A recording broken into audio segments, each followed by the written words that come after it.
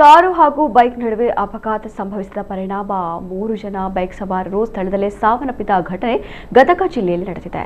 35 ವರ್ಷದ ಶಿವಪ್ಪ ಪಾಟಿ, 32 ವರ್ಷದ ಮುತ್ತಪ್ಪ ಮುದುಗಣ್ಣವರ್, 29 ವರ್ಷದ ಆನಂದ ಲಕ್ಷ್ಮೀಶ್ವರ ಮಠ ಮೃತ ದುರ್ದೈವಿಗಳು. ಮೃತರು ಮುಂಡರಗಿ ತಾಲೂಕು ಜಂತ್ರಿ ಗ್ರಾಮದ ನಿವಾಸಿಗಳು ಎಂದು ತಿಳಿದುಬಂದಿದೆ.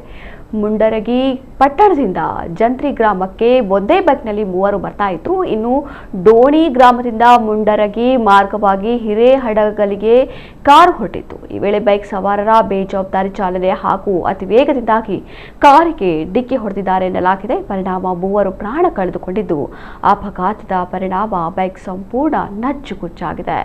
ಕಾರು ಚಾಲಕನಿಗೆ ಗಂಭೀರವಾದ ಗಾಯಗಳಾಗಿವೆ ಎಂದು ತಿಳಿದು ಬಂದಿದೆ.